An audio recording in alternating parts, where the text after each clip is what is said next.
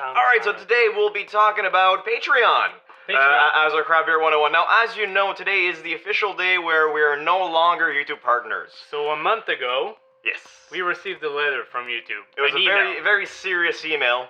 I had a British accent when I read it. Yeah, just because it makes it more official. It had like a kind of like a.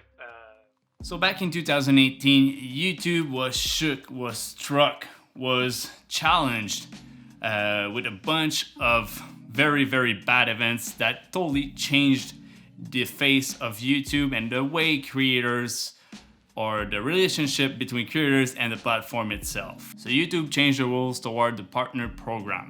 Basically, now if you wanted to run some ads on a video and get some revenue, it means that you had to find 1,000 subscribers. Yes, 1,000. We were at 500 back then. Another really, really hard thing that happened is that 4,000 hours of watch time in a full year on your channel. Of course, this isn't a problem for bigger channels or more trendy subject channels. Speaking of gaming, beauty and makeup, there's a bunch of really awesome content out there. So being a small channel on YouTube like us, in a little niche, the beer niche, was somewhat of a big challenge. But we weren't the only impacted with this monetization rules. I'm speaking of creators like Casey Neistat and Philip DeFranco that were also impacted with big drops in their own revenue. Of course, these creators have access to other platforms to monetize their content. That's kind of like what we tried to do. That whole Patreon thing was kind of like a fluke for us. It didn't really work. We never felt like we wanted to charge our viewers for what we're creating, because we're doing this for fun, right? It had such a big impact on the full YouTube community that we felt a little bit of a letdown from our end towards YouTube. We were scared of our own future. We tried to look around for other options, other platforms that we maybe can upload on it. But again, we wanted to do YouTube, not Twitch or Facebook or whatever. Sorry if I'm sweaty.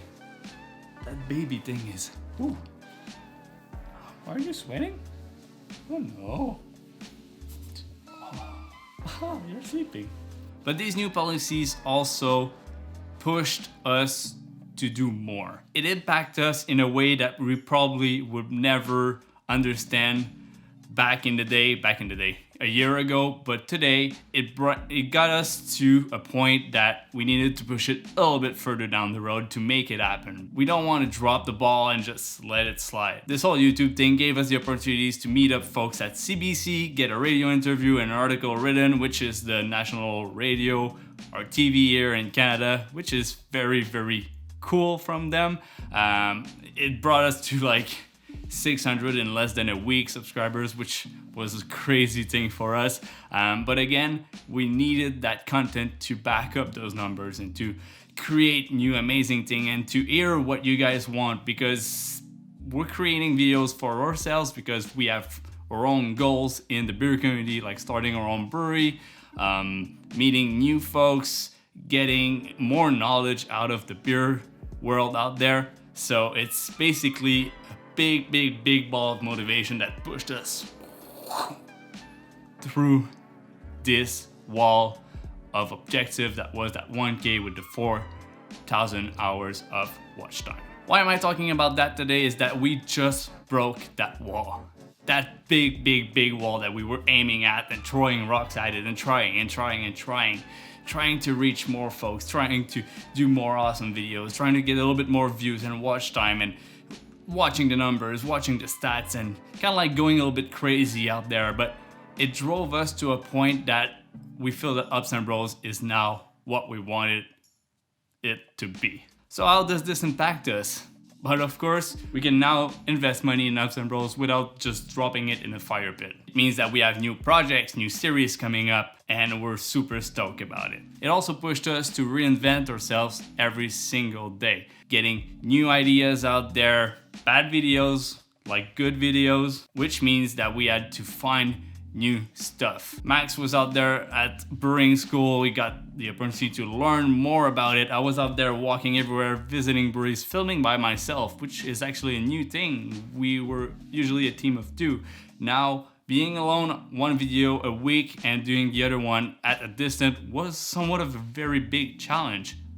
And we nailed it. And now we actually feel part of this big YouTube community. We share the same issues, the same struggle as the other smaller channels that just got monetized, and they try to gain a little bit more traction and get a little bit more money. Because our end goal is to actually, yes, I know it's still small, but take a day off per week each to spend it full time, that full block of hours on Ops and Bros. So the takeaway from this, I want to tell you guys that if you want to make videos, do it. It's awesome. Will you get paid for it tomorrow? No. Are we making a lot of money right now from it? No. But again, if it's your passion to make videos, do it. There's a bunch of tutorials out there, videos and tips that people are sharing that you can't not learn from this opportunity. It's super fun. Don't look at the numbers. It's probably the scariest part of YouTube. It will drive you nuts. You'll just be watching subscribers numbers going up and down and everywhere. But again, if you like numbers a little bit, then it's the cool part because you can see what's doing good and what's not so good. And again, crying about your situation won't help.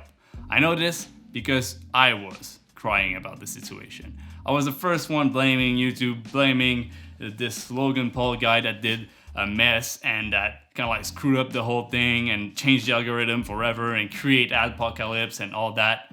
But it's all on you. If you believe in what you do, you love your content, and you just enjoy making videos, you'll just get the results done day after day, week after week, year after year. Everyone's fighting for the same attention span from every single viewers out there. I'm talking of Instagram, which has a very messy algorithm right now. YouTube, so far, not so bad. If you watch beer videos, you might end up watching this video or just the other craft beer one that we just did, or the amazing guys from Craft Beer Channel, or this other dude that does home brew and has only 50 subscribers. It's the way you discover new folks, personalities. This is what the community is all about. So that's it for me today. I hope you guys enjoyed this kind of like pep talk, and I want to just let it all out. I'm super proud that we're finally back in the YouTube Partner Program, and sorry if I'm very sweaty. Having a baby on your stomach while you're doing this and being back from working out, it's kind of like a crazy idea that I had. So I'm gonna end this whole video with the baby on my belly. Hopefully I won't pass out from the heat, and we'll see you guys in the next video. Cheers.